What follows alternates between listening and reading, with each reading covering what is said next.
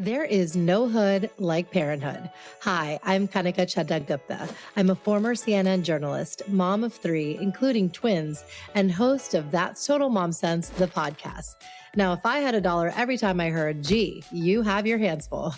On my show, I interview change makers on their life lessons, legacy, and superpower of intuition, which I call our mom sense and dad sense.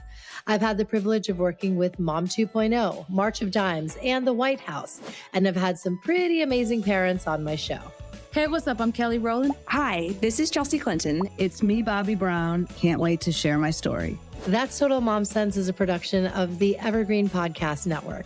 Be sure to subscribe wherever you listen to podcasts and on YouTube so you never miss an episode.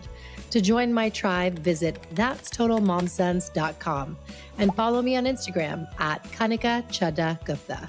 Now let's dive into today's episode. Welcome to the design series on That's Total Mom Sense. As parents, we know a well-designed home isn't just about aesthetics. It's about functionality, organization, and comfort for the entire family. In this series, I'm talking to industry leaders and diving into all things home design, from decorating your interiors to maximizing closet space and finding the perfect mattress. I'd like to give a special thanks to my brand sponsors, California Closets and Naturepedic, for helping families create spaces that they love and using products that are safe and sustainable. After all, home is where the heart is. Now let's design a life that makes sense.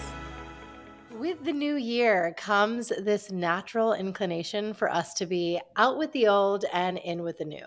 And this resonates with me so deeply because we just moved into our new home. I got to dive into all the facets of the design process, like the look and feel of our exteriors to the architecture and layout, which took a little over a year from start to finish. Are you looking to renovate or design spaces in your home? Then this is the episode for you. Today, I am joined by Nina Magon, a globally renowned thought leader in the design world. As the founder of ninamagonstudio, she and her team create luxurious residential, commercial, and hospitality projects, including their own product designs. Her edgy and daring aesthetic infuses her signature style by using bold elements, color, and timeless modernity. She's been featured in Architectural Digest, Elle Decor, Interior Design Magazine, Hospitality Design Magazine, The Wall Street Journal, and Forbes, to just name a few. In 2022, Nina won the gold, silver, and bronze for Best Product Design in New York's prestigious BD&Y Awards, launched a collection with Bergdorf Goodman, was a finalist in the BOY Design Awards, was Lux Magazine Reader's Choice winner, and won Entrepreneur of the Year by the Asian Chamber of Commerce. Nina's first interior design coffee table book, Evoke, published by Powerhouse Monticelli Press out of NYC, released in September of 2023 during New York Fashion Week. Nina lives in Houston with her husband and two kids, and we're going to get into all things design, her life story, and motherhood. Nina, welcome to That's Total Mom Sense. Thank you so much. I'm so excited to be here and very excited because I've been following Mom Sense ever since I heard about it. And I'm very impressed by what you do. So I'm very happy and thrilled to talk to you. Oh, I appreciate it. And I can't wait for the audience to get to know you so intimately. So let's start from the beginning and just set the stage for us. You really had a cosmopolitan view as a child, and have traveled the world. So tell us a little bit about what it was like growing up and, being a young Nina. So I started, I was born in Regina. I was Yeah. born in Regina, Saskatchewan, which is a very, very small town in Canada. And my dad had migrated, and my mom and dad had moved from India to Regina, Saskatchewan. So my brother and I were born. I am the younger one of just two. And, from there, we moved to Calgary, and I was lucky enough to be in the Calgary Winter Olympics in '88. I got to ran the torch, which was very cool. I was very young, but super cool. And then we moved to Houston when I was 14. And so I was one of those people when we moved to Houston, I was the one who was wearing like Vans sneakers with the low rise jeans, and very weird for me to move from Canada to Houston. It was a big culture shock. But obviously, I am from an Indian background, living in Houston's for quite a bit now. That's wonderful. So what were some of the life lessons that your parents taught you and, even your siblings? So, one of the things that we were taught at a very young age is, good or bad, nobody remembers number two, only number one. We're from a very driven Asian American family. We were always taught to whatever we do, we should do it to the best of our ability. And, as I try my best on a daily basis to kind of make that happen, but it becomes difficult sometimes because, life gets in the way. But yeah, that is something that I was taught very, very young because my dad is a PhD in engineering. He has his doctorate in engineering and he's an MBA who worked in oil and gas and then moved into the real estate sector. Amazing. Oh my gosh. So he was the king of the pivot. So of course, you had this example to follow. And, Mhm. what was it like for you? Because you've worked, in many different industries and actually thrive in the risk taking behind it. Yeah, so I can tell you a little bit about how I started. So I am an economics and finance major from Southern Methodist University in Dallas, Texas, and from there, or while I was studying there, I was taking fashion classes at the Art Institute of Dallas because I thought I wanted to be a fashion designer. So I was learning how to sew, and I really was doing all the fashion shows at school, and that's really where I thought my mind and my future was heading. Funny enough, as soon as I graduated from SMU, I opened up a European lingerie store thinking that I want to compete against Victoria's Secrets. Because at that time they had not renovated their stores. And I said, there was a new wing of the Houston Galleria that opened up. And I said, you know what, I want to try and do something very different from Victoria's Secret. And that was what I felt was missing in the market at the age of 22. And so, I started, I designed the store. I actually hired an architect and a designer to design my store. And it was interesting because I didn't realize how much merchandising is a part of selling and a part of retail. So, I was more interested in merchandising the store to see what sells more so than the actual underwear inside of the store. And, I would have fashion shows in the store and I partnered with, do you guys remember the shoe store Aldo? Of Um, course. Of course. yeah, Oh my yeah, gosh. so I think they're still around. Yeah, they're So still around. Yeah. Aldo in the mall had partnered with me so they would wear the shoes. So imagine like an Indian girl from a very conservative family is, having lingerie stores. Yeah. So, I mean, everybody wanted to come because I was so young. So all of my friends would come to the shows and they would love it, especially the guys would come, they would love it. Yeah. And so we Yes. would have models and stuff. It was super fun. But, just retail hours, buying was one part of it, was going to market and buying for the store. But the other part was actually running the store and managing the store. And I guess people don't realize that when you're in retail, you have retail hours and you're required by the mall to open at a certain time. So during Christmas, sometimes I would be in the mall from 7 a.m. all the way to midnight, 1 o'clock, while all my friends were partying. So 2 years of that went by, and I thought, the only way I can make big money in this is if I open multiple locations. And then I thought, what a headache, because opening multiple locations of retail wasn't necessarily meant for me. Not that it's a bad thing, it just wasn't meant for me. And so, reluctantly, I ended up closing the store. And it was after 2 years. And because I had an opportunity by the mall to either go, they call it a temporary store, that until you prove yourself, or if somebody else wants the space, they can let you out, or you have to prove yourself. So after 2 years, they told me we can make you a temporary store, but with that, the rent went from say 5,000 to 35,000. And so I thought, I'm not sure if this is worth it anymore. So, I reluctantly closed down the store at 24. And I said, okay, I'm not sure what I want to do. So I joined my parents' business of multifamily real estate and started working in that. Now, we were in a boom in Houston. So I said, I'm really interested in building houses because I'm watching all these builders building these amazing houses. So let me build a house. Why not? Right. So I Yeah. hired a superintendent for a fairly good amount of money. And I told him, I bought this piece of land. I want you to teach me how to build a house, right? So we hired an architect, we were looking at floor plans, and I kind of learned on the job about how to build a house because I had a teacher who was with me every single day for, I think almost 14 months until the house was built. And, it was a very interesting experience for sure. I learned with him. I ended up going to school right after that because the house sold before it was even completed. And I had made more money in that one house than I made in 2 years working in design, so I said, "Hey, this is a great idea.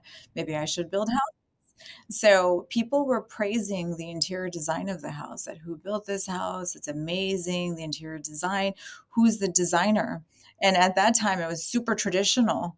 And I said, I designed it. And they were like, oh, you should go and look into interior design. And I said, what is that? I've never even heard of that before. So I discovered that there was interior design at the Art Institute of Houston, started taking classes there, and then started hiring my instructors to be my architects for the houses that I was still building. And then obviously the bust came and the houses slowed down. And so I went to interior design school to do that. And then I started designing friends' bathrooms, living rooms, like little things here and there. People would start telling, oh, you should talk to Nina. She'll design your kitchen, all super small stuff, and the whole time my parents were like, you could be in real estate, but you want to design bathrooms and kitchens. What are Yeah. you doing? And so I said, but this is what I really like. So I opened up a company. At that time, it was called Contour Interior Design. I thought it Okay. sounded, I was like, oh, I like French people. I think it sounds French. So Yes, yes. after that, it changed eventually to Nina Magon Studio. But, I started off, and then all of a sudden, I had my daughter. Well, not all of a sudden, I had my son, and then I had my daughter. And after I had my daughter, I had a dream that I wanted to be on HGTV. So they were having tryouts for Design Star. It was like an HGTV show. And I said, I want to try out. So I went to Austin to go try out for the show, and I got kicked out on the third interview. But I guess my video was floating around. So all of a sudden, like a couple months later, I got a call from NBC saying that, would you be interested in being on this television show, American Dream Builders? And I said, what is that? And they said, it's like Extreme Home Makeover meets The Apprentice, and you're going to be renovating houses and it's a competition. I said, wow, this sounds amazing. I would love to be on the show. So I flew to LA for the auditions and then I made it. So there was 10 of us who were on that show. And I was the least experienced. I'd only done bathrooms and kitchens and stuff like that. And there are people who were on the show were from magazines. They'd already been published multiple times. And I remember thinking at that time, I wish I was published in a magazine. I wish I could be, in a magazine. Like, this is amazing. Like, these people are amazing. I was very intimidated from all of them. But what was interesting is I was still there and they kept on leaving in this competition. And I stayed on, stayed on, stayed on until the finals. Then I was let go, tied for second runner up.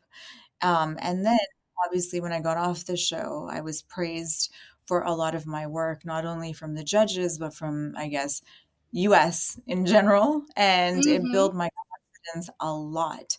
So that show for me was kind of life changing. After that, I got Saks Fifth Avenue. I'd never done a restaurant, got Saks Fifth Avenue. All of a sudden, all these doors started opening for me. And, and that's kind of been my motto is you just don't know what's going to happen in the future, because one door opens another door. And that's kind of how I got to where I am today. Yes. Oh my God. That is incredible. Incredible. I love that you were, the underdog and you faced your imposter syndrome, something that we all have. A friend of mine who's been on the show, Allison Reedy Williamson, she calls it the itty bitty shitty committee. And that is that's the voice in your head being like, oh my gosh, like all these, contestants or whoever it is are so much better than me. But Mhm. you prevailed and you showed, the proof was in the product and like your skills, which is just amazing to see. And I think, all of our listeners can learn from that. But wow, what a story. I want to ask what your pinch me moments are because you've designed for just prominent families and projects. So tell us about that. Yeah, so I mean, I've had many pinch me moments in my career. Obviously, being on the show was one of them. And I remember on the first day of that show when I had cameramen and people following me, I remember telling myself, I just want to get kicked out. I want to leave. I want to leave. I just want to leave this. I don't want to be here anymore. And I remember calling my parents and my husband saying, I really want to leave. I have to leave now.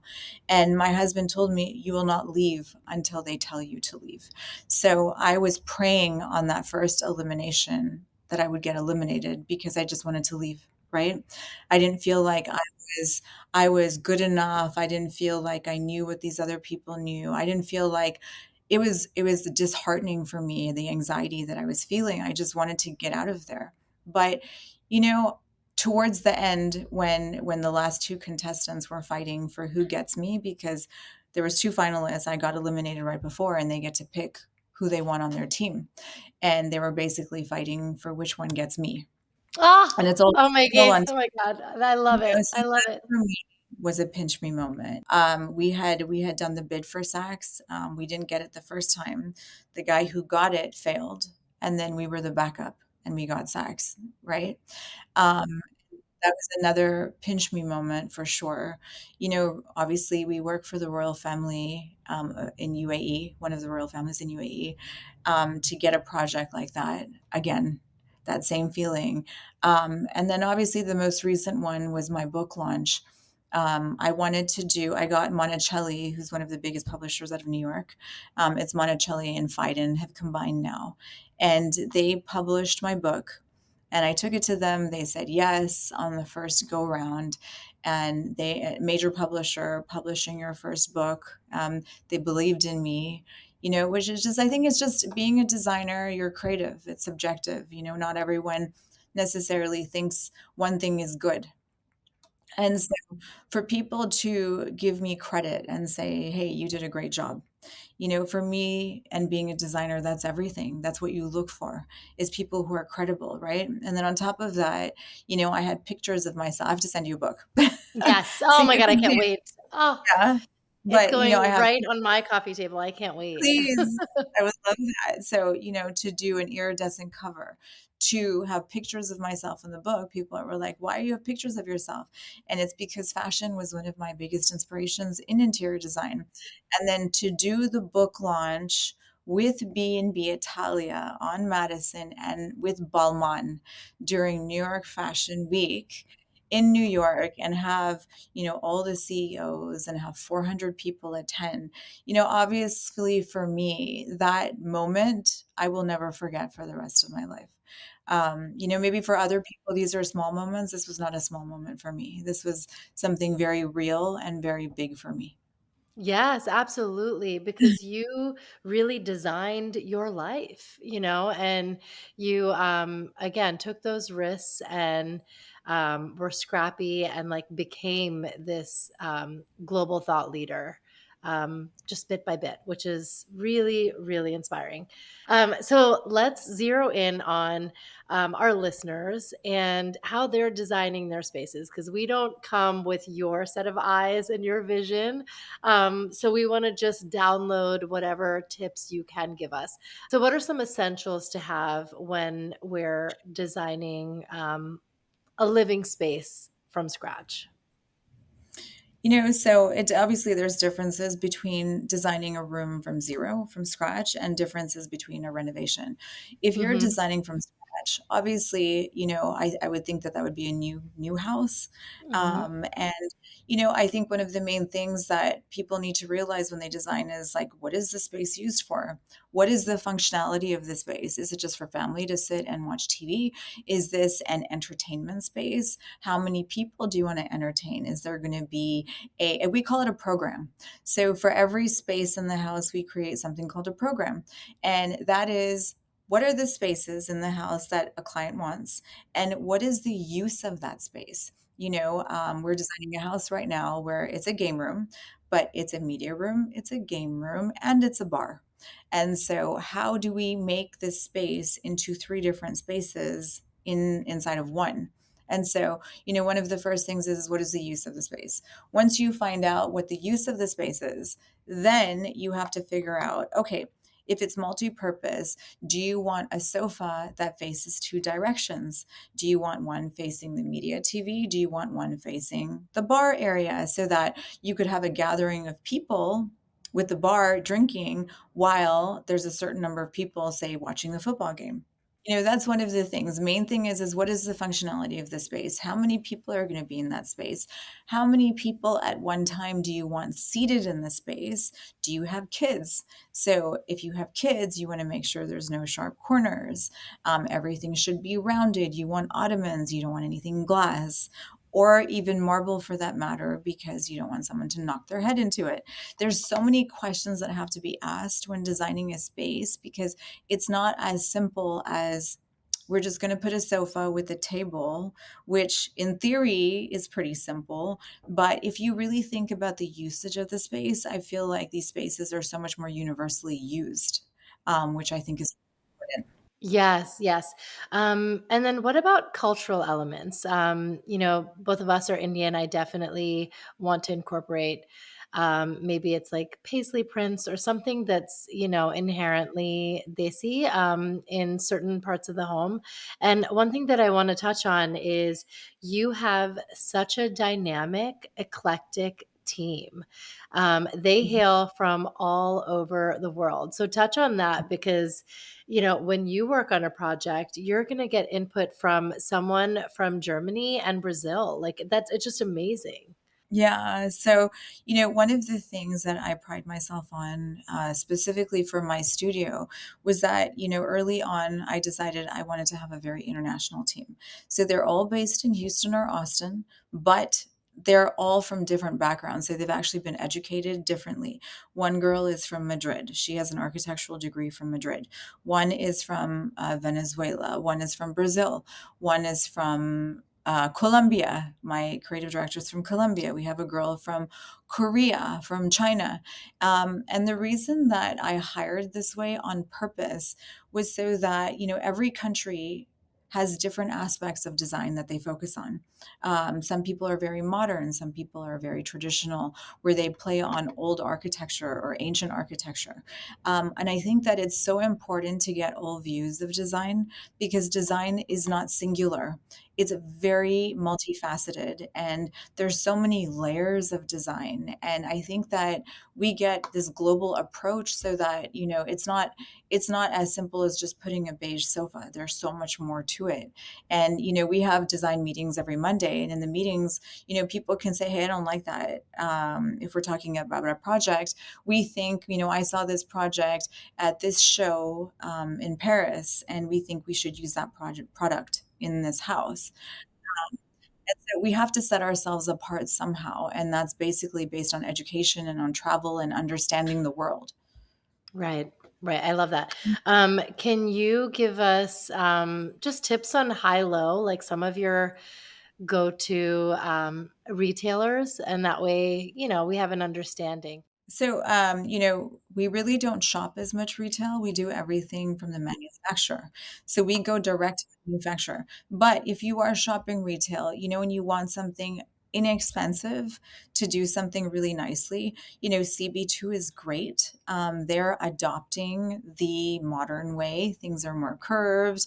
There's have some beautiful stuff. I hate to say this, but Restoration Hardware, we don't really shop too much there and we try to go against it. But, their new modern collection, I mean, they're researching, and I know they opened up in Europe now. And so their sofas are becoming lower. They're not as bulky anymore.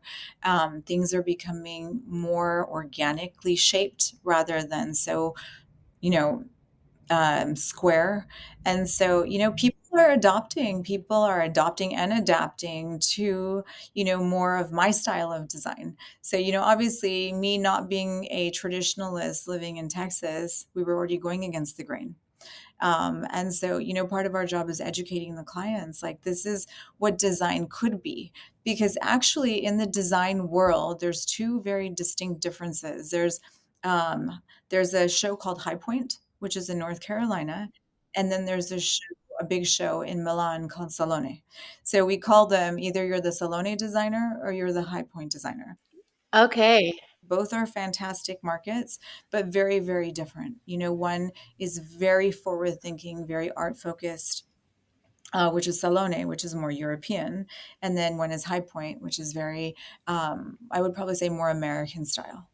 Yes, yes. No, and Yeah, I know about that. Just North Carolina really is a hub for furniture and textiles. So that's interesting that they have a trade show there. both have great stuff. Yeah. Um, and what are some features for kid spaces that are still aesthetic but functional? Because again, our listeners who have young kids definitely want it to be childproof, but not with all the like too many pops of color and busy looking. So like, how do we find that balance? You know, obviously, it depends on the age of the kid. I love neutrals for kids' rooms. I don't necessarily say you have to go blue or pink.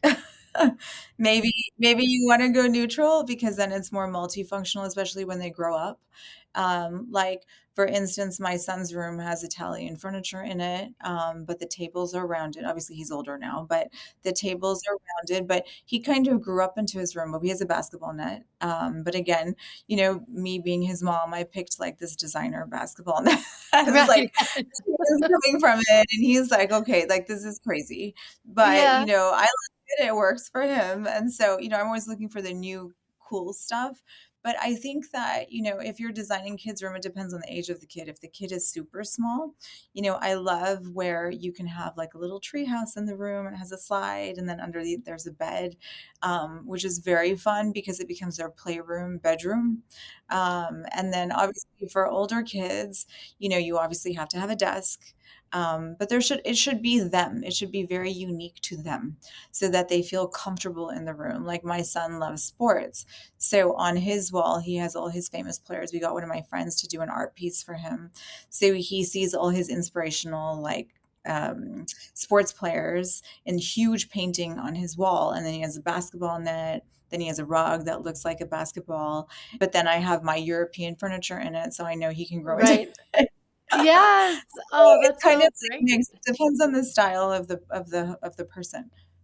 Yes, yes. And then are there materials to consider that are a little more durable, stain proof? Yeah. So, I mean, there's a material called Krypton. And basically, these are all commercial grade materials that are used for Hmm. residential. So it still has the soft qualities of something that you would want in residential. But what's nice is it has some kind of polymer plastic inside of the material where if you pour water on it, the water just kind of slides off and then you can dab it. And so, this is really important, especially if kids. You want to have commercial grade material that is very readily available for residential homes now. So that if you love to drink wine and you have a white sofa, make sure you not only have that material, but you also want to stain guard it. Yes, yes, yes. I love that. So now let's talk trends. It's all about the open format for residential and commercial now. Office spaces, restaurants, you get a full view of what's in front of you. Do you think that this trend will last?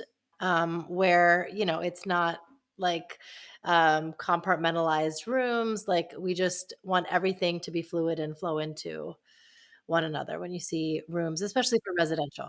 I mean, I hope so. I hope so because I think that what I like about, well, this open floor plan really became prevalent after COVID, Mhm. because everybody was kind of together in their house. And, it's interesting. It became more prevalent after COVID, but at the same time, people started home officing.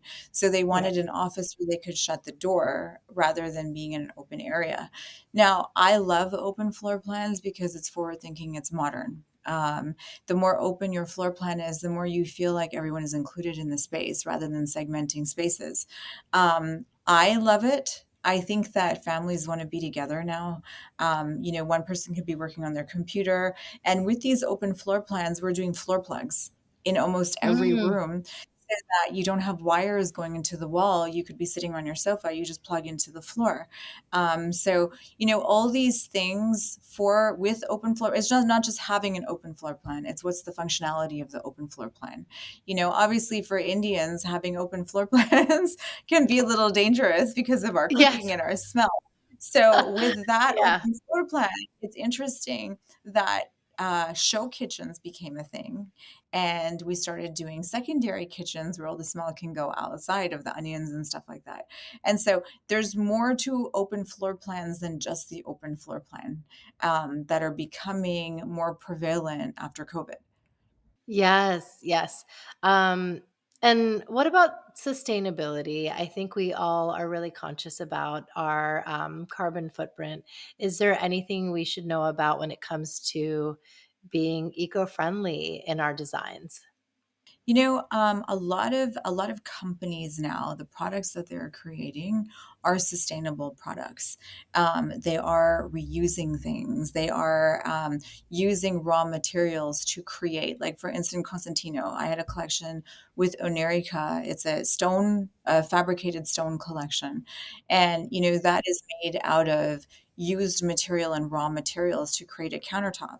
So I think a lot of these companies are creating sustainable because it's something that's very important right now with global warming and all the things that are happening in our environment. It is something that's very important. Another thing I wanted to say was Deepak Chopra had come out with this extremely interesting, it's air quality in the house. So you can actually attach these machines to your AC system, and it basically cleanses the air inside of your house so that you have clean air inside of your house, because they're saying clean air is something that's so important now, Yeah.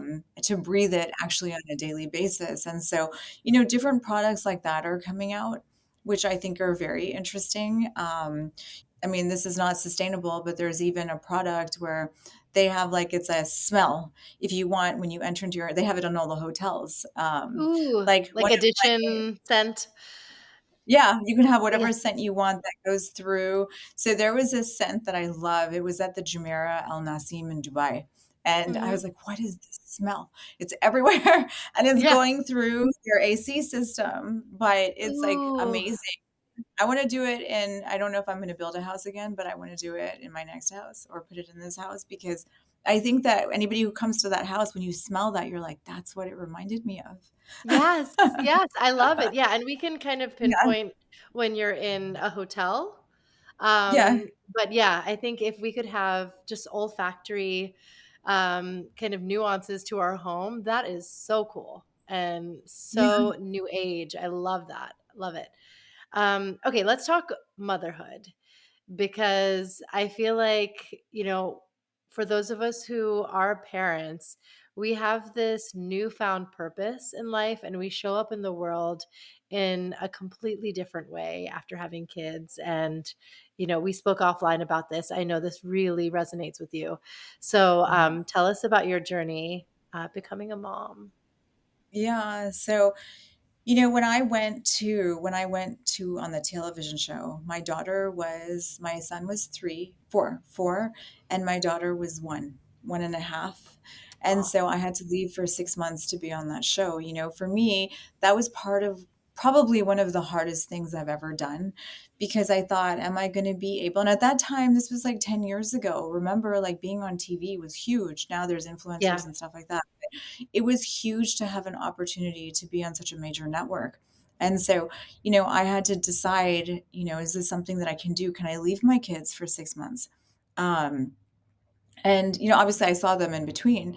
But, that for me was a big sacrifice that I had to make for the career. But then did that make me selfish because I wanted to go on my career and I wasn't there for my kids? I heard all kinds of things like, is this the right thing? Is it not the right thing?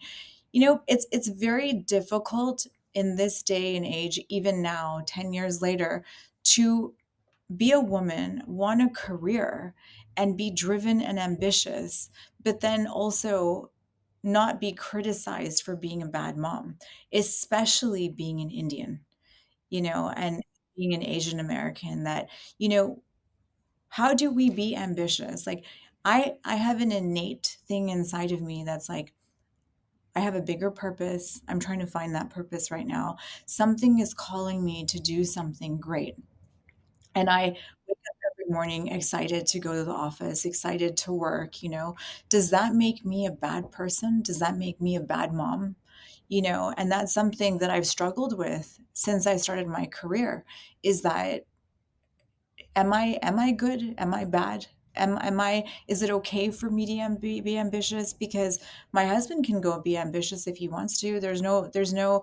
Um, there's nothing that society says is wrong for him to be ambitious, but why is it wrong for me? And this is something I've struggled with for a very long time.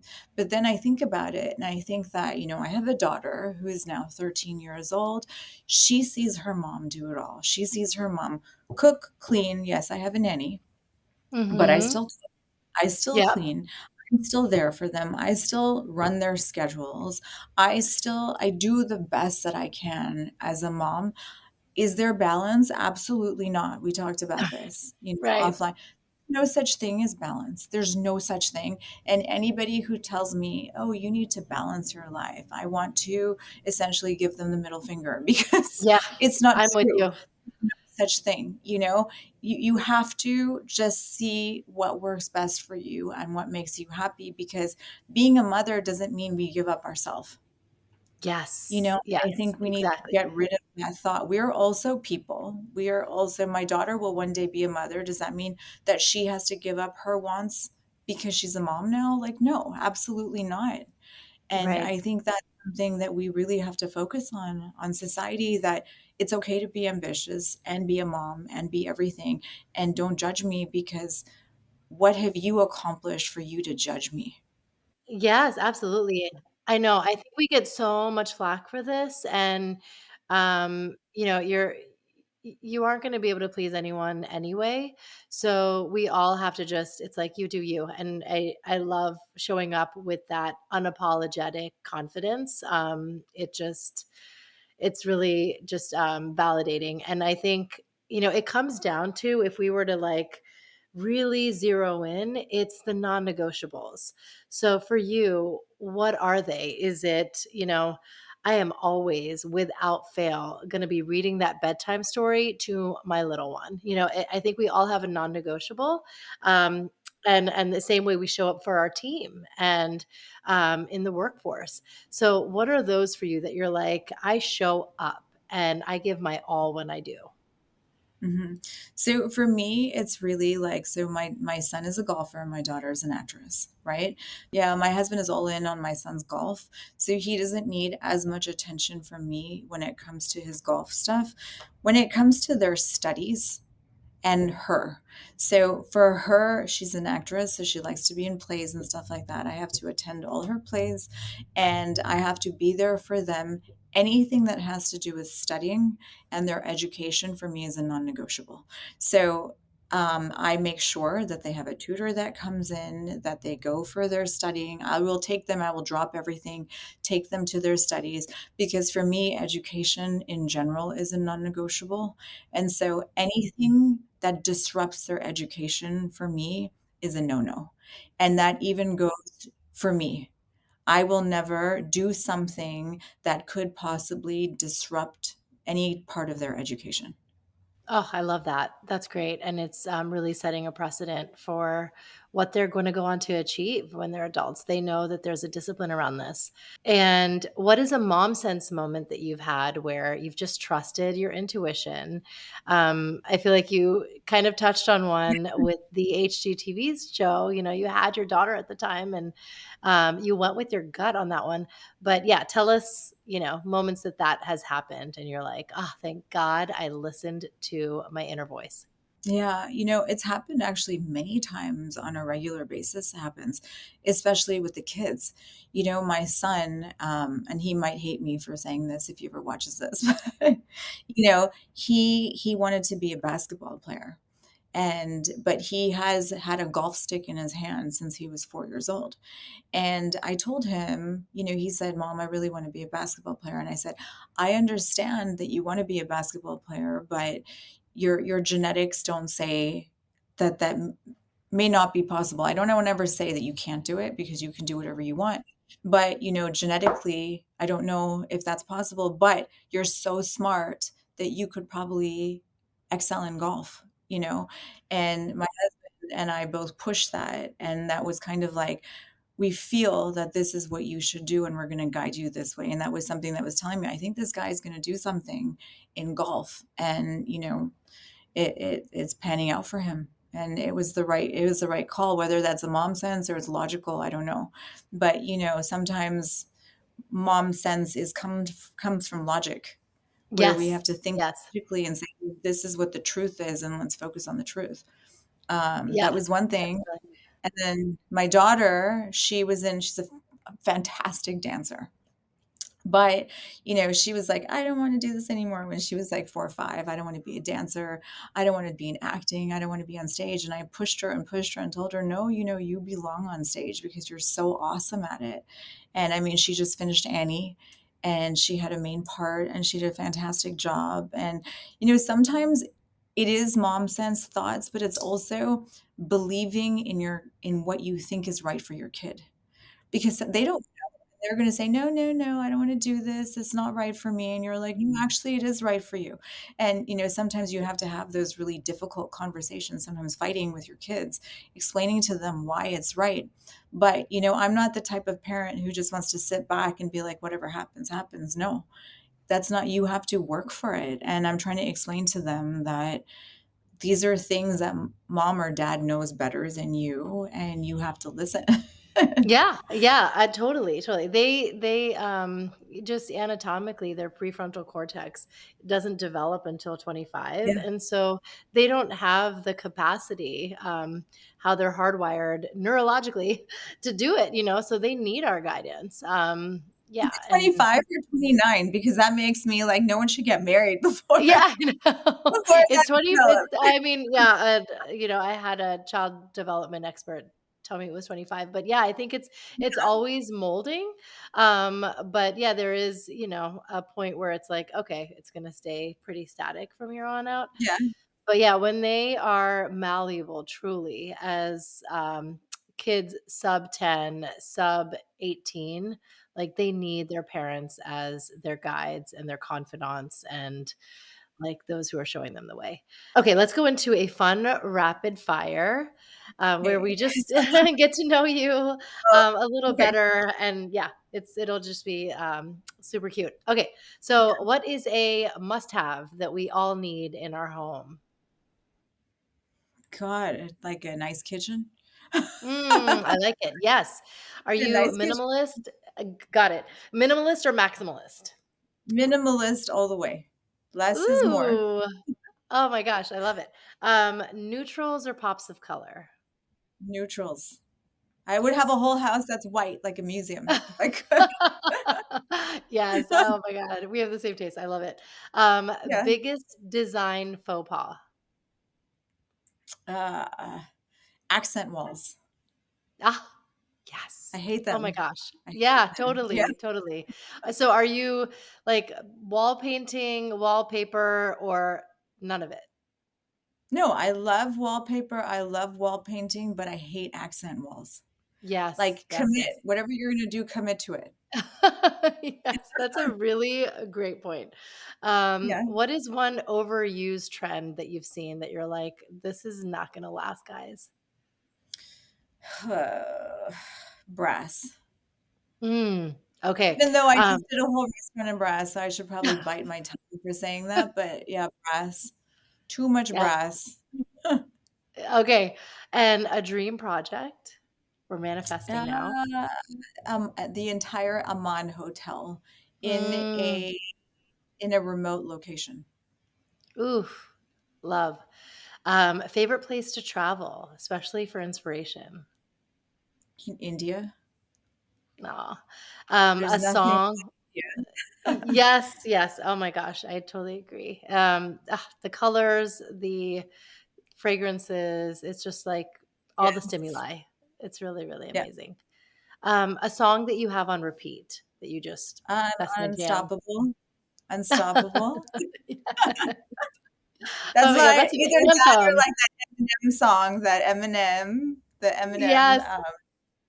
what is that song called? He has so many good songs. I'm Not Afraid. Then there's the main one. I forget the name of it, but I listened to it. You Get One Chance. Oh, yeah, Don't blow. from 8 Mile? Oh my gosh, Yeah, yeah. Failure is not an MFN option. Yes, yeah. we When got I feel sad, it. those are the songs that are on repeat. That's great. Oh my gosh. I can picture you in front of the mirror being like, "Let's go. Let's go. We're Yeah, designing now." exactly. Kind Um, of. okay, 2 more questions. If there's one piece of advice that you could offer our listeners about making their home or office space, just a little more beautiful, what would it be? One is always add fresh flowers if you can. That always makes the space look so much better. Always add art, some kind of art that speaks to you, because you can have a room with white walls. If you have a nice piece of art, um, it's a conversational piece. It's something that brightens your day. I say art. Um, Paint, update your paint. Simple things like don't call out your baseboards in a different paint color. Paint your crown molding, your wall, and your baseboards the same color, but make sure that the crown molding and the baseboard is in a satin finish, not a flat or matte finish like the wall. Just so if things hit it, you can clean it off. Um, I mean, add lighting. Lighting is key. If you can have different types of lighting in your space, that's amazing. You can have cans, you can have lamps. And if you are remodeling or building a new house, do not use 6-inch cans, go smaller. Do 3-inch cans, 4-inch cans, makes the space look much better. Oh, wow. Oh my gosh. I know people are taking notes.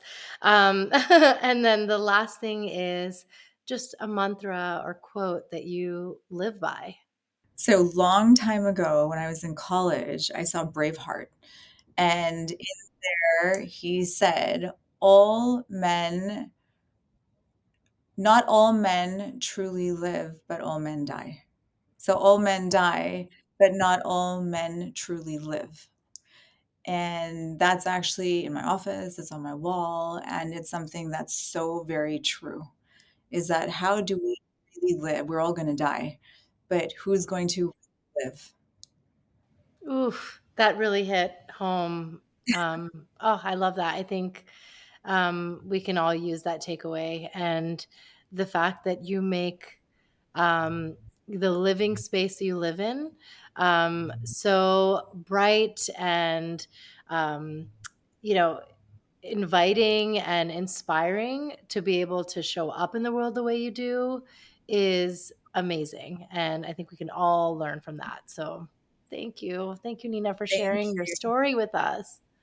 Of course, and thank you so much for having me. I'm so excited. Thank you. Of course. Me too. Me too. Thanks for listening to this episode of That's Total Mom Sense. You can listen to the audio version wherever you get your podcasts.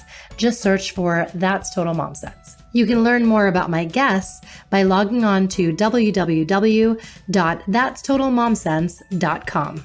Be sure to follow me on Instagram, where I'm most active on social media. My handle is @Kanika And if you have ideas for show topics or guests you can't wait to have on the show, write to me at thatstotalmomsense@gmail.com. And lastly, please rate, review, and subscribe to That's Total Mom Sense if you haven't already. Thanks for being in my tribe.